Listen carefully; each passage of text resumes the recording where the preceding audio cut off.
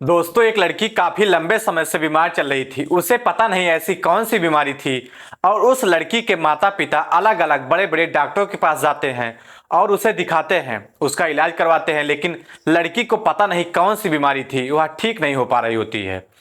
एक दिन उस लड़की के पिताजी को उसके रिश्तेदार कहते हैं कि मैं एक बहुत बड़े पहुंचे हुए बाबा को जानता हूं, आप वहां पर ले जाओ, तांत्रिक बाबा अपने चमत्कार से तुम्हारी बेटी को ठीक कर देंगे। इसके बाद उस लड़की के पिताजी उस तांत्रिक बाबा के पहुंच जाते हैं और सारी समस्या बताते हैं, और समस्या बताने के बाद बाबा कहता है कि आपके घर में बहुत बड़ी भूत का साया है और कुछ लोगों के ऊपर मृत्यु दोष भी है, कभी भी उनकी मौत हो सकती है। फिर उस लड़की के पिताजी कहते हैं फिर क्या होगा, तो तांत्रिक बाबा कहते हैं कि सब ठीक हो जाएगा, बस एक पूजा कराई जाएगी और तुम्हारी जो लड़की है जो बीमार चल रही है उसके ऊपर भूत का साया है। उसके बाद बंद कमरे में एक पूजा कराई जाएगी, तुम लोग कमरे से बाहर रहना और मैं अंदर रहूंगा। इसके बाद तांत्रिक बाबा उनकी बेटी को कमरे के अंदर ले जाता है और कमरे का दरवाजा अंदर से बंद कर देता है। उसके बाद दोस्तों क्या होता है, आज की कहानी के माध्यम से यही जानने की, यही समझने की कोशिश करेंगे कि अंधविश्वास कितना नुकसानदायक, कितना खतरनाक हावी हो सकता है। ना जाने कितने ही लोग इस अंधविश्वास में पड़ करके अपनी जान गंवा देते हैं। कुछ ऐसे होते हैं जो दौलत और इज्जत दोनों गंवा देते हैं। तो दोस्तों गुड मॉर्निंग, नमस्कार, सत श्री अकाल। एक बार फिर से आप तुम लोग का स्वागत है स्टोरी बाय क्राइम हंड्रेड की इस एपिसोड में। उम्मीद है पूरी फैमिली अच्छी होगी, अपना और अपनों का ख्याल रख रही होगी। दोस्तों कहानी में आगे बढ़ने से पहले आप लोगों से फिर वही रिक्वेस्ट है कि अगर आप चैनल पर नए हैं तो चैनल को सब्सक्राइब करें, शेयर करें और ज़्यादा से ज़्यादा लाइक करें। तब तक कहानी में देरी ना करते हुए कहानी में आगे बढ़ते हैं। तो दोस्तों आज की सच्ची घटना मैं आपको सुनाने जा रहा हूँ। यह सच्ची घटना राजस्थान के बाड़मेर जिले की है। बाड़मेर जिले में रहने वाले सुभाष की एक बेटी होती है नायरा, जिसकी उम्र 21 साल होती है, और नायरा से छोटा एक उसका भाई भी होता है जिसकी उम्र 20 साल होती है। उनसे छोटी एक उसकी और बहन होती है जिसकी उम्र 19 साल के आसपास होती है। जो नायरा होती है उसे अचानक से पता नहीं ऐसी कौन सी बीमारी होती है कि उसके पिताजी बड़े बड़े डॉक्टरों के पास, MBBS MD ऐसे डॉक्टरों के पास दिखाते थे, लेकिन लड़की ठीक होने का नाम नहीं ले रही थी। बहुत ज्यादा परेशान हो गए थे, बहुत ज्यादा उसके इलाज में उन्होंने पैसा खर्च कर दिया था, लेकिन लड़की ठीक नहीं हो पा रही थी। एक दिन लड़की के जो पिताजी होते हैं सुभाष, वह दिल्ली आते हैं। दिल्ली में यानी जो सुभाष के मामा जी होते हैं उनके घर पर शादी होती है। तो शादी अटेंड करने के लिए सुभाष अपने मामा जी के यहाँ पर आए हुए थे और आ करके वह बताते हैं कि नायरा ठीक नहीं हो रही है, पता नहीं कौन सी उसे बीमारी लग चुकी है, वह ठीक नहीं हो पा रही है। तो सुभाष के मामा जी कहते हैं कि मैं एक तांत्रिक बाबा को जानता हूँ जो दिल्ली में ही रहते हैं और बहुत से लोगों को उन्होंने ठीक भी किया है और बहुत से लोगों को आराम भी हुआ है। तुम इनसे जा करके मिल लो, तुम्हें जरूर आराम हो जाएगा, तुम्हारी बेटी जरूर ठीक हो जाएगी। अब सुभाष जो होते हैं अपने मामा जी की बात को मान लेते हैं, मान करके उस तांत्रिक बाबा के पास में पहुंच जाते हैं। तांत्रिक बाबा जिसका नाम देवेंद्र कुमार होता है, इसके पास में जाते हैं और जाने के बाद जो सुभाष सिंह होते हैं अपनी समस्या बताते हैं। कहते हैं कि हमारी एक बेटी है जिसका नाम नायरा है, जिसकी उम्र महज 21 साल के आसपास है। मैंने उसका बहुत इलाज कराया लेकिन वह ठीक नहीं हो पा रही है, क्या समस्या है जरा तांत्रिक बाबा जी आप ही देख करके बताइए। तो तांत्रिक बाबा जी कुछ अपनी आंख बंद करते हैं और आंख बंद करने के बाद कहते हैं कि तुम्हारे घर में भूत का साया है, भूत प्रेतों का साया है और 3 लोगों के ऊपर मृत्यु दोष है। वह तांत्रिक बाबा कहता है कि आपके ऊपर, आपकी पत्नी के ऊपर और आपकी बेटी नायरा के ऊपर मृत्यु दोष है, कभी भी इनकी मौत हो सकती है। अब सुभाष कहते हैं कि फिर इसके बाद में क्या होगा। तो जो तांत्रिक होता है देवेंद्र कुमार, वह कहता है कि सब ठीक हो जाएगा, कोई चिंता वाली बात नहीं है। मैं कुछ सामग्री आपको बताता हूँ, वह आप ले लेना। एक लाल मुर्गा जिसका कलर लाल हो ऐसा बताता है और कहता है कि 1 लाख रुपए का तुम्हारा खर्च आएगा। इसमें 50,000 रुपए आपको पहले देने होंगे और बाकी 50,000 काम होने के बाद दे दीजिएगा। अब जो सुभाष होते हैं वह इस बात को मान जाते हैं और अपने घर आते हैं। घर में राम में सौदा लेते हैं और सब लोगों की सर्वसम्मत से सब लोग यह तैयार हो जाते हैं, इच्छा जाहिर करते हैं कि ठीक है बाबा जी को बुलाया जाएगा। अब उससे अगले दिन यानी जो तांत्रिक बाबा होते हैं इनके पास से फोन पहुंचाया जाता है। फोन पहुंचते ही तांत्रिक बाबा उनके घर पहुंच जाता है। 22 फरवरी सन 2022 के दिन देवेंद्र कुमार जो होता है तांत्रिक बाबा, उनके घर में पहुंच जाता है। और पहुंचने के बाद जो उस बेटी को दिखाते हैं, सुभाष कहते हैं कि यह है हमारी बेटी, इसके ऊपर भूत का साया है, यह बीमार चली आ रही है। अब जो तांत्रिक होता है वह उसकी बेटी को देखता है। देखने में काफी गोरी चिट्टी होती है। नायरा को देखकर उसकी नीयत खराब हो जाती है। और खराब होने के बाद जो तांत्रिक बाबा होते हैं वह उठते हैं, कभी इस कमरे में जाते हैं, कभी उस कमरे में जाते हैं, कभी इस दरवाजे को खोलते हैं, कभी छत के ऊपर जाते हैं, कभी किसी कोने में जाते हैं। और काफी देर घूमने के बाद कहते हैं कि बहुत ही बड़ा साया है, बहुत बड़े भूत प्रेत का साया है और आपके ऊपर, आपकी पत्नी के ऊपर और तुम्हारी बेटी नायरा के ऊपर मृत्यु दोष भी है। इनकी मौत पता नहीं कब हो सकती है। अब डरे से परिवार के लोग कहते हैं कि जल्दी से आप इलाज करिए और इलाज में लग जाइए। तो बाबा कहता है कि आप चिंता बिल्कुल भी मत कीजिए, मैं बिल्कुल एकदम से ठीक कर दूंगा। ये जो बाबा होता है इसके पास से एक बड़ी शीशी होती है, मतलब बोतल होती है, उसमें लाल धागे, काले धागे, नीले धागे आ गए थे और थोड़ा सा लाल रंग उस बोतल के अंदर डालकर रखा होता है। और कहता है कि इस बोतल के अंदर मैं उस भूत को बंद कर लूंगा।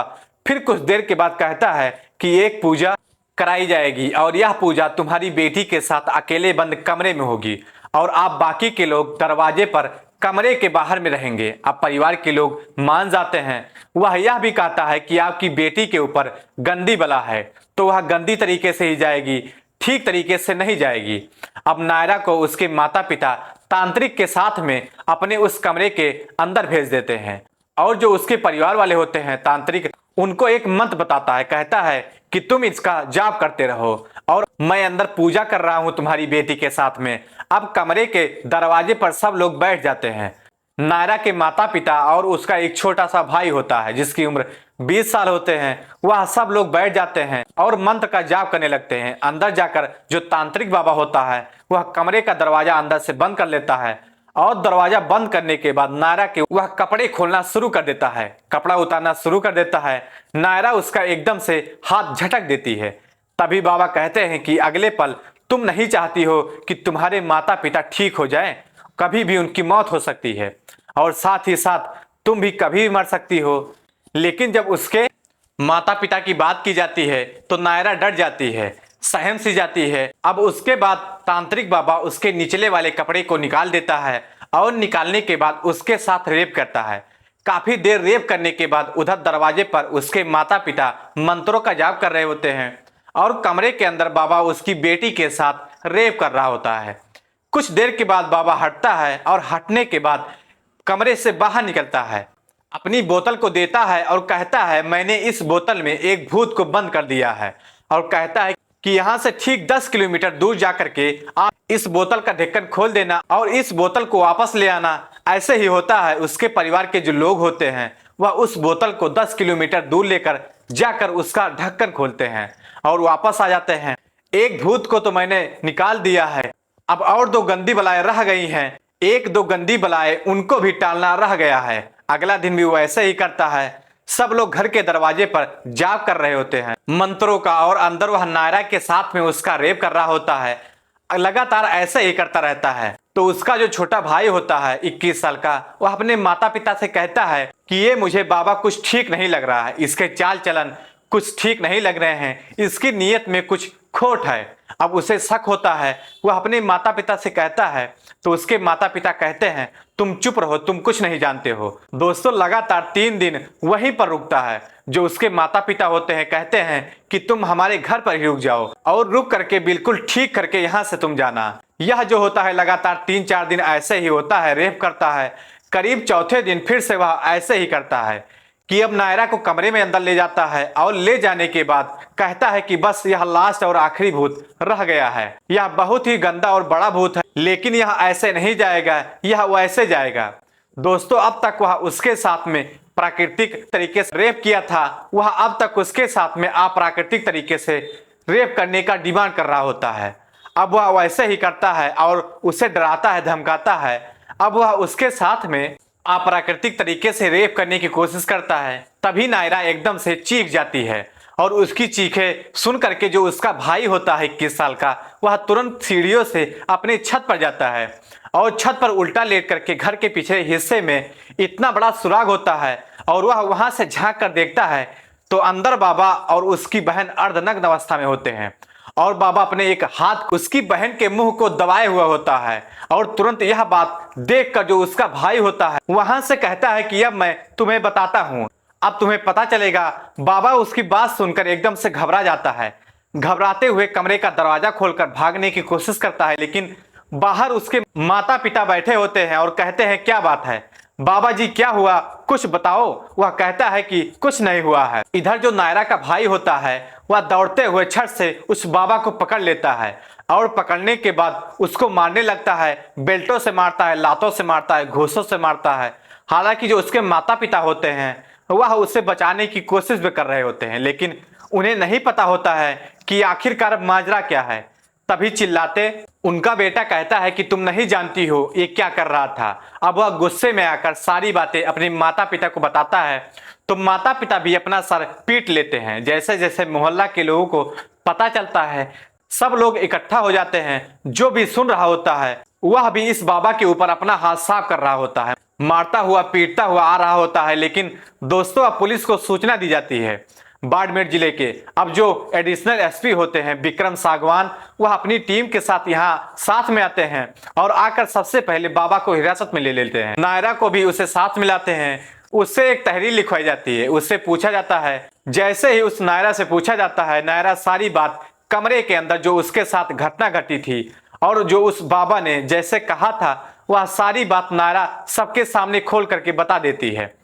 अब नायरा के आधार पर बाबा को जेल भेजने की तैयारी चल रही होती है, उसे जेल भेज दिया जाता है। लेकिन एडिशनल एसपी विक्रम सागवान एक बात और बताते हैं कि जब इस बाबा का फोन चेक किया जाता है तो कई ऐसे चौंका देने वाले खुलासे होते हैं। सबसे पहले बात तो जब बाबा खुद यह बात बताता है कि बाबा का यह पैटर्न था क्राइम करने का, जिस घर को यह निशाना बनाया करता था, जिस घर में यह गलत काम किया करता था, सबसे पहले उनके पड़ोसियों से या उनके रिश्तेदारों के सारे डिटेल सारे हालात पूछ लिया करता था।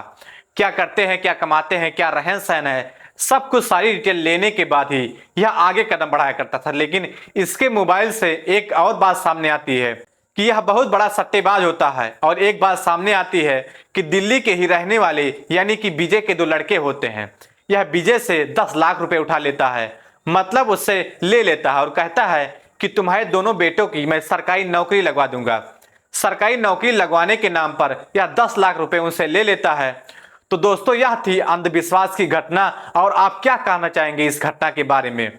बस मैं तो अपनी तरफ से बस यही कहना चाहता हूं कि अंधविश्वास बिल्कुल भी मत कीजिए। किसी का भी, जितने भी पीर फकीर बाबा हैं, तांत्रिक बाबा हैं, यह सब भ्रमित करते हैं। वहम आपको हो सकता है कि कोई भूत वगैरह होता होगा, लेकिन यह बात मैं कह रहा हूं कोई भूत नहीं होता, कोई पिशाच नहीं होता, कोई चुड़ैल नहीं होती है, बस इंसान के मन का वहम होता है। तो आप जितना हो सके अंधविश्वास से रखिए, अपना ख्याल रखिए। तो दोस्तों इस पूरी घटना को सुनाने का उद्देश्य किसी को परेशान करना नहीं था, किसी का दिल दुखाना नहीं था, बल्कि आप लोगों को जागरूक करना था, आप लोगों को सचेत करना था। तो दोस्तों कहानी कैसी लगी कमेंट बॉक्स में जरूर बताएं। अगर चैनल पर नए हैं तो चैनल को सब्सक्राइब करें, शेयर करें और ज़्यादा से ज़्यादा लाइक करें ताकि हमें भी मोटिवेशन मिलता रहे। तब तक के लिए जय हिंद, जय भारत।